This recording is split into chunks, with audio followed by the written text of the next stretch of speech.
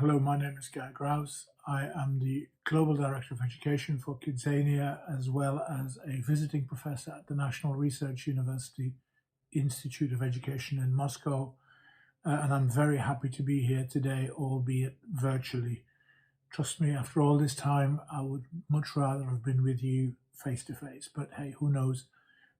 Maybe next year, maybe 2022 will bring us that. I'm really happy to talk to you today around children can only aspire to what they know exists, and the role we all play in making that better and creating a better social mobility and a more sustainable one, and that we think more broadly and better about our young people. Because what I would put to you is that one of the main issues has become with our schooling system as opposed to our education system that we do not know our young people well enough to equip them for the world that is 2021 and beyond, and how we know them and what we know may well have suited the world of, I don't know, 1920, 1921, but it does no more. I moved to the UK from the Netherlands, where I was born, a good number of years ago, and I became a teacher and was then an advisor and an inspector and an education director. And I'm also the founding CEO of what was the Children's University, which was about learning out of school and effectively started to touch on education as a wider issue rather than just schooling. I was very pleased that a good friend of mine, Alex Beard, the author, termed me as Jean-Jacques Rousseau meets Willy Wonka. I'll have that as my epitaph every day. Today, I wanted to talk a little bit about myself and how you get where you are, and the becoming me bit is really important when we talk about the role we play and when we talk about the role model we can be. I then also want to talk about the education system and the schooling system as it is, and what we can learn from that, and what my current job as Global Education Director of Kidzania has contributed to that debate in terms of its research and the research it's conducted with all sorts of organizations. I'll talk a little bit more about that. And then finally, in the third part, I want to look ahead and do a little bit of crystal ball gazing and ask some questions around what if. And what if by 2030 we start to get this right? How cool would that be?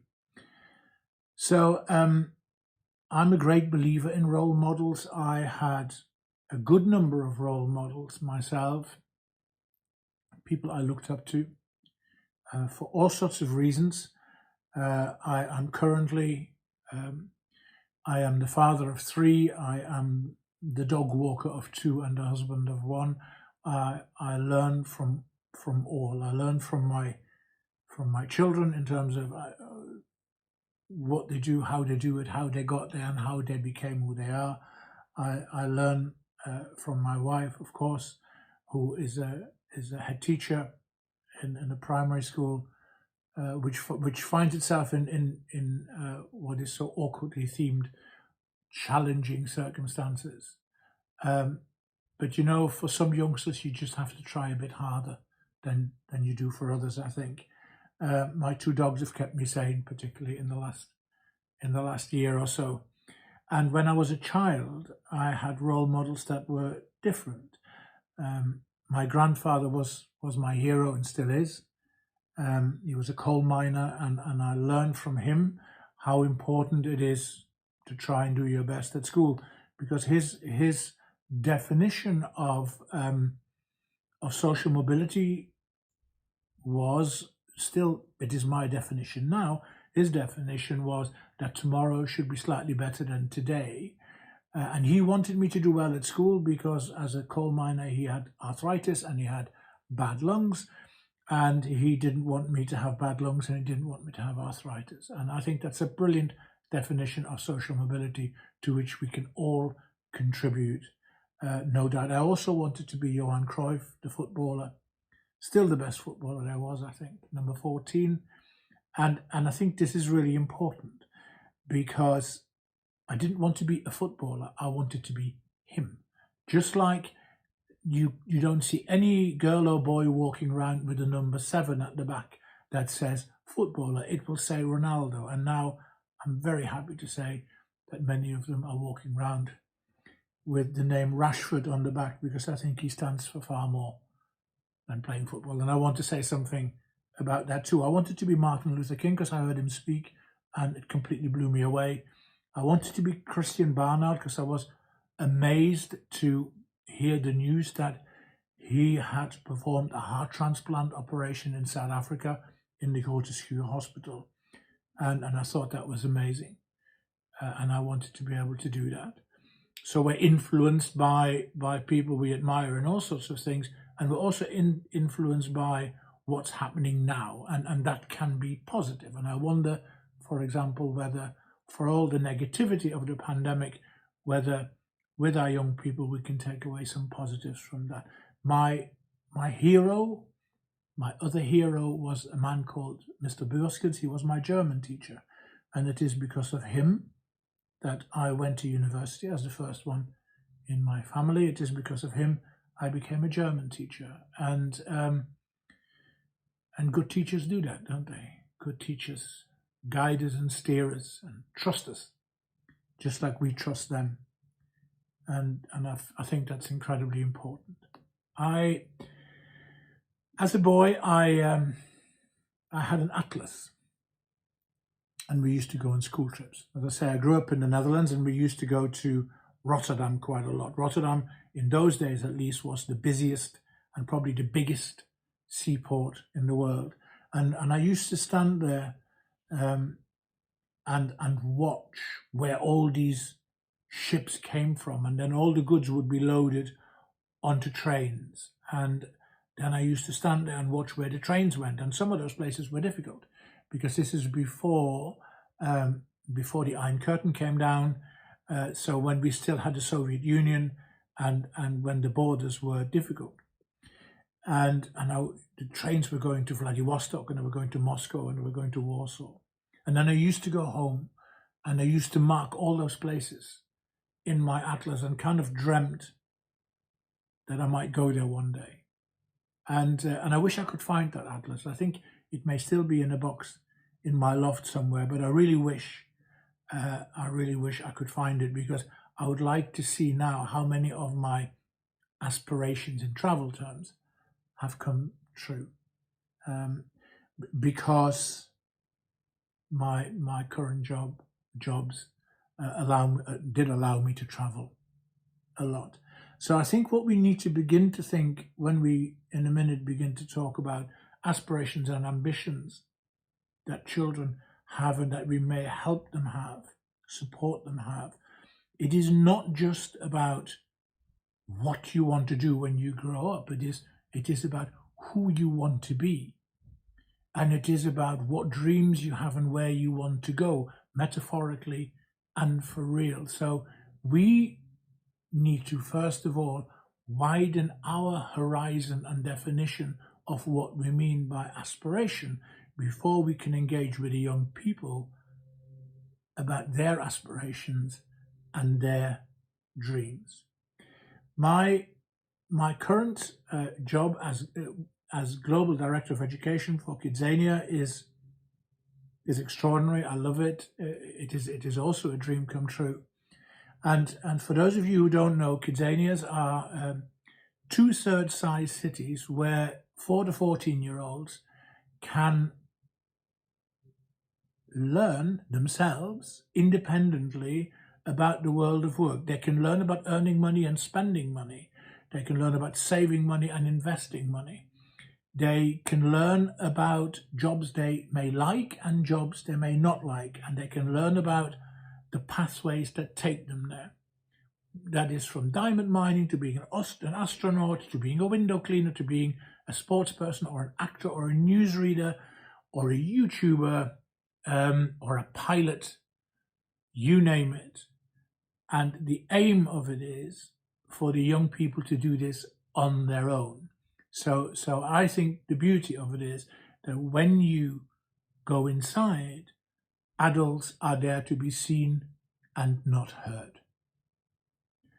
So let me show you a little video that explains much better than I can what we do and what it's about. And then we'll talk about the research and what that might mean for our young people and for our teaching and for our learning and for melting schooling and education together.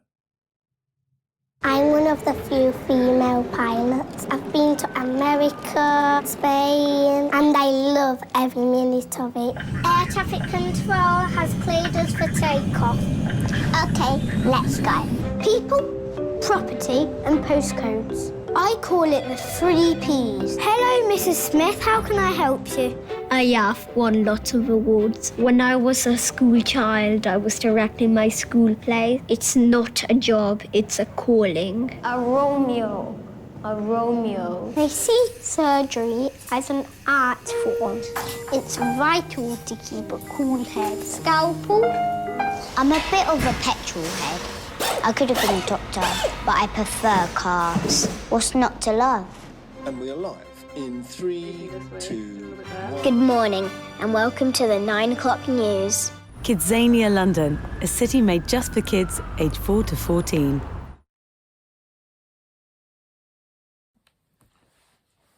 So that's Kidzania.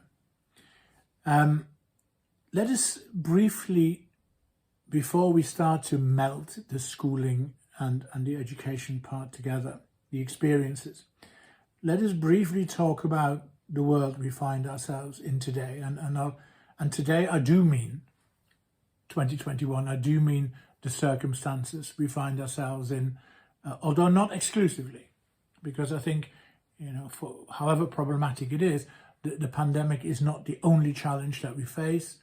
It isn't the only hurdle to overcome. But uniquely, it's a global one.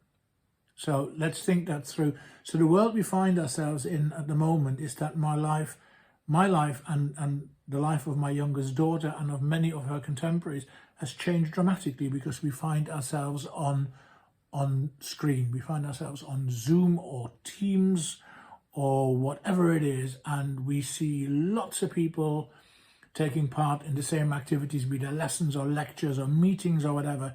And it begins to remind me, for those of you who ever saw The Muppet Show, it begins to remind me a little bit of the opening of The Muppet Show when you saw all the characters in the theatre balconies, because that's what it feels like. And it is not natural, is it? Whatever we call this is not the new normal.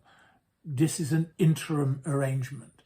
It cannot be natural because it isn't, because we're people, we're not little boxes on a screen. And if you put yourself in a child's position, being 2 meters apart and not seeing your friends and not being able to hug or hold hands or all those things is not normal either.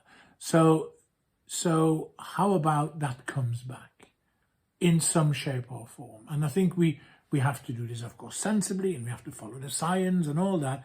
But in the end, I always tell myself that after 9/11, I was education director at the time of 9/11, and my offices were at Manchester Airport, and the entire being of flying and travelling by aeroplane and being in an airport changed, and of course not necessarily for the better at all. But we learned to live with it, and we didn't stop flying. And I think we won't stop holding hands, and we won't stop hugging either. We just probably need to do it a bit safer and with more thought and give it some time. What has also become clear to me is that schools are brilliant. Teachers are amazing, but schools are centres of communities. And I say particularly primary schools, elementary schools, are incredibly important. And it's always struck me that Barcelona Football Club, I'll go back to my role model, Johan Cruyff, who was manager there and player, of course. Barcelona Football Club has the motto "Més que un club," more than a club. What we have learned over the last 12 months is that brilliant schools are more than a school. They are a home, they are an outreach centre in the community, they are a safety net, they are a food bank, they are a clothes bank, they are all those things. And when we begin to think about schools, we have to stop thinking about them as centres of examinations, full stop. It's an insult. It's an insult to the institution, it's an insult to the community, and it's an insult to the profession. We have to be very, very mindful of those things. And of course, instantly, when I mention, if you mention schools in challenging circumstances, you of course instantly talk about inequality. And it has also become clear, the pandemic has shone a light on some very ugly things that haven't been caused because of the pandemic. We must not kid ourselves either. They were always there, they have become worse, and the inequalities there. And now we are in a place where the have and have-nots equal the can and cannots. And it is our collective responsibility as adults and as role models to do something about that. But in terms of the aspirations of young people, they have also been affected. Because of course, if you are still taught online and you have brilliant lessons and you have access to the internet at home and all those things, your dreams are bigger. And if you haven't got those things and you have no internet access and you only have one piece of hardware between four of you in a small room, then somehow your dreams also become smaller. And we have to be mindful of the inequality of aspiration that has always been there, but that has been brought about. And let us just think about the education and the schooling bit. If I just give you a number of pictures, do a really quick thing, and you can do this in your head very quickly. And I'll give you a word or a description, and I want you to think about that in 1921 and in 2021. So as an example, a car. Think of a car in 1921 and a car in 2021, and you will of course notice massive differences. Okay, so if you're ready, here we go. Think about housing, 1921, 2021. Got it? Think about an operating theatre in a hospital, 1921, 2021. I know where I would rather be. Think about an aeroplane in 1921 and 2021. Massive difference. Think about a classroom in 1921 and 2021. And I think I'm probably right in saying that the classroom has the least difference over those 100 years, because the classroom still has children sitting often facing the front, they're still putting their hands up, they're still working out of books, there's still a black or white board or whatever at the front, and they're still being talked at and talked to. So massive changes over the last 100 years, but perhaps not so much in education. So we need to move away from the definition of insanity of, doing the same thing time and time again over 100 years and expecting different outcomes, expecting that it moves with the time. We also need to keep thanking the teachers, because I actually think teachers are being held back in their creativity and in their desires. I think they would do far more if top-down legislation and inspection frameworks didn't get in the way. We also, however, have to remember that adults can be a barrier. There's this wonderful quote from The Little Prince, my favourite book, that says something like, all grown-ups were once children, but only few of them remember it. And that's presumably why you see the sign, no ball games here, for example. We have to remind ourselves that not all classrooms have four walls, and we have to remind ourselves that the environment is a teacher, including, of course, the virtual environment, and we have to remind ourselves that everyone deserves a chance to walk with everyone else, that inequality is painful and at times invisible, and that we need to think wider about inequality. Poverty is an inequality. Poverty is a disability, and we need to bear that in mind, and we need to remind ourselves that the ultimate purpose of us schooling children is, of course, so that in the end they confidently write their own narrative of the possible. I'm going to tell you a little bit about our research at Kidzania globally. So Kidzania holds lots of data. It holds lots of data on anonymized, of course, all above board. It holds lots of data on children's participation. So I, at some point, sat down with my colleagues and I said, look, I want to find out what is the first activity on a school visit that a child engages with? What is the first job they choose to do? And let's take a sample across 5 countries, because there are about 30 Kidzanias globally. We're in 22 countries, but we took 5, and including the UK, and we looked at about 600,000 children aged 4 to 14. And once we found the answers, what we did is we then looked at who those children are. Are those children 4, 14? Are they rich? Are they poor? Are they boys? Are they girls? Are they black? Are they white? Are they urban? Are they rural? Which country are they from? And once we did that analysis, we came up with a series of findings, and they were quite staggering. And in fact, they were so staggering that we decided to make our data available for research to universities like Tech de Monterrey, like the National Research University in Moscow, but also Oxford University and others, because we think that we can use that kind of data, the broader data about children, to make education better. So here are the key findings. The first key finding was that the differences between the countries were insignificant. So the differences between India and Mexico and Turkey and Dubai and the UK were statistically insignificant. Secondly, that all stereotypes are set at the age of 4. So if you go into the aeroplane, 95% of the pilot activity is undertaken by boys, and 90% of the cabin crew by girls. And so it goes throughout the Kidzania. Entirely predictable. At the age of 4, and we suspect probably younger. Next finding is that there's almost no change between 4 and 14. So despite massive STEM investment, and indeed girls do outperform boys in tests, for example, but that is not the STEM agenda. So, because once girls outperform boys in tests, what happens is, when it comes to careers choices, they still revert to stereotype because of a lack of role models, I would say. The next finding, as a father of 2 girls, it shocks me still, is that almost all girls globally, regardless of their background, would choose activities below their age range. 9-year-old girls choose 7-year-old activities. There's a confidence issue in this very clearly. 9-year-old boys choose 10-year-old activities.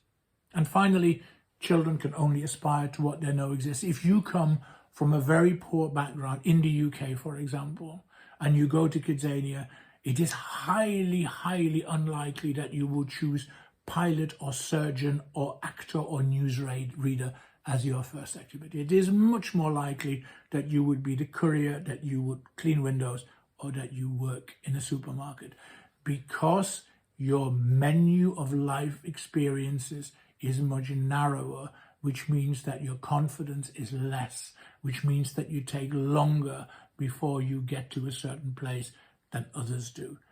We share those findings with our educationalists, with OECD, with the Council of Europe, with government. I speak at conferences globally. We publish and do media appearances because we want people to know. Because if I am a teacher of 9-year-old children and 50% in my class are girls and 50% are boys, I now structure my lessons and my planning differently because I am aware of this confidence issue. This is a simple example, but a really important one. But we don't just talk to schools, we don't just talk to teachers, but we talk to parents and we talk to industry, because employers are also role models, and employers need to see that they've got to stop complaining about a lack of skills, and they need to get off the fence to help make that happen.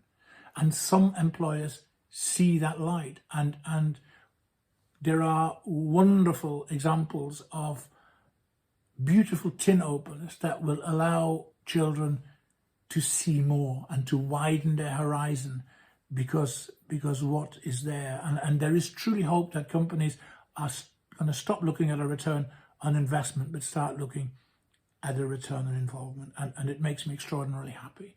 So I'm going to show you another little video, and this is a video about a company who we partner with that, because of the research, has looked at our partnership quite differently. Enjoy, and I'll be right back.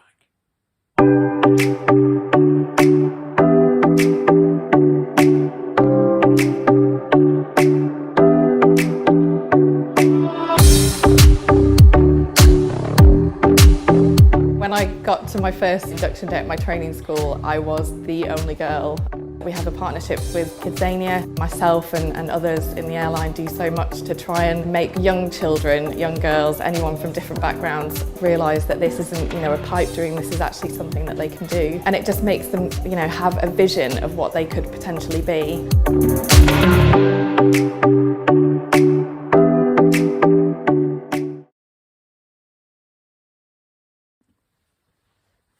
How cool is that? Amazing. Return on involvement. And all of this put together has made me think, and has made many of us think about how about if we saw schools as places, and accept that schools are places where children are taught, but the outside world and the experiences are the places of experience-based learning which connect with the school. So that when I ask children wherever I go in the world, why do you go to school? The answer is no longer because I have to, but the answer is because we've put youngsters in a position where they can make sense of their world. The answer is because something positive.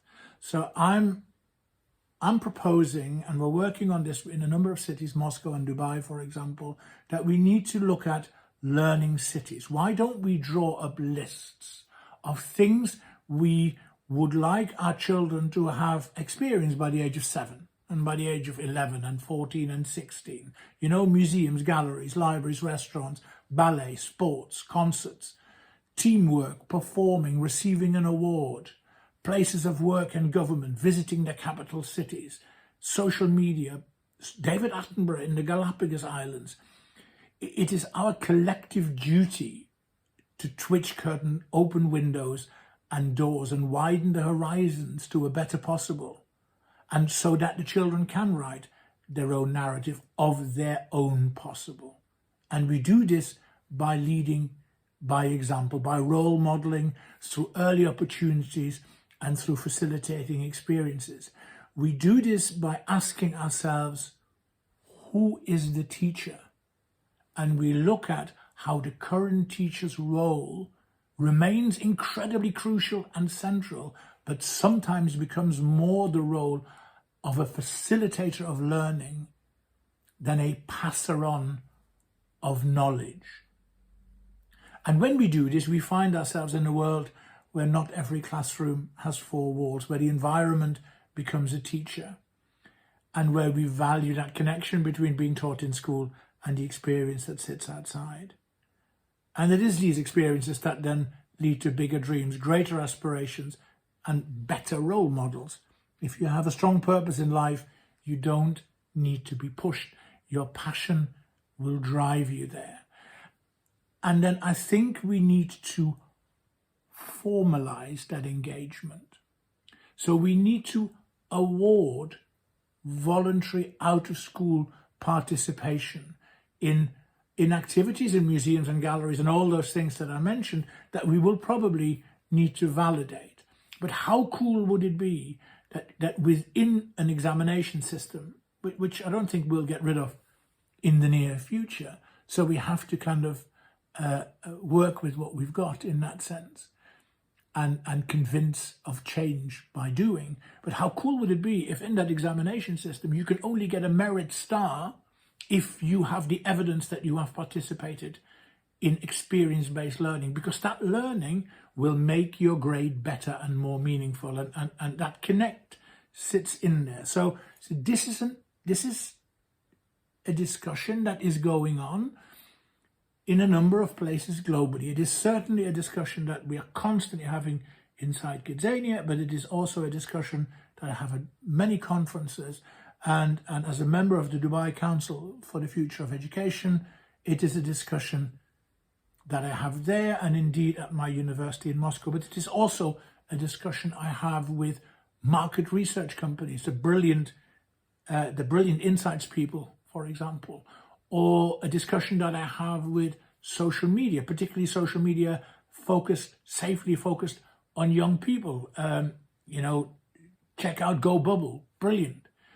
And also with content providers. Content providers, I'm doing some work with an organization called Hello Genius, where we're looking at the content of parents and children learning together, for example, and from each other.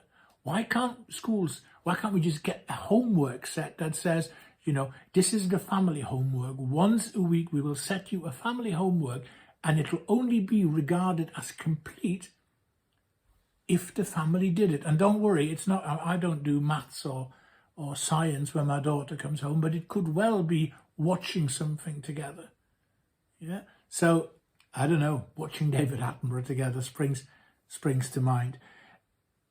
It is those things, and by that wider approach, we have a real chance of affecting a change that is infinitely better and more relevant than something we've got now. I don't see why we can't do work experience for 8-year-olds. I have no idea why that's not happening. And I have no idea why the places of work are not thinking like that. I have one final observation about role models, and I mentioned it earlier. We are role models in many ways. We are also role models in the way of goodness and kindness. And the kindness thing in particular, if we all open doors for each other, it becomes the norm. Kindness can become an expectation, and kindness is such a great environment to be in because you become better, your learning becomes better, your functioning becomes better. And we need to think that. And I think it's something of the last 12 months in particular, where we've seen a lot of it. We've also, through social media, sometimes seen the opposite. And it is our role also as adults to model kindness and, almost like lollipop people, steer our children away from the danger of a lack of kindness. There's this wonderful sign that I saw outside Starbucks, the coffee shop. And I want to close on this. And I'll close with the video after the sign. And the sign said, "Today you could be standing next to someone who's trying their best not to fall apart. Whatever you do today, do it with kindness in your heart. Be that role model and help to create a world that is slightly better than the one today. Do the right thing, however small. And if we embrace the notion of schooling and education together, we'll get there." The final video. Thank you for listening. Thank you for being here, and hope to see you again soon.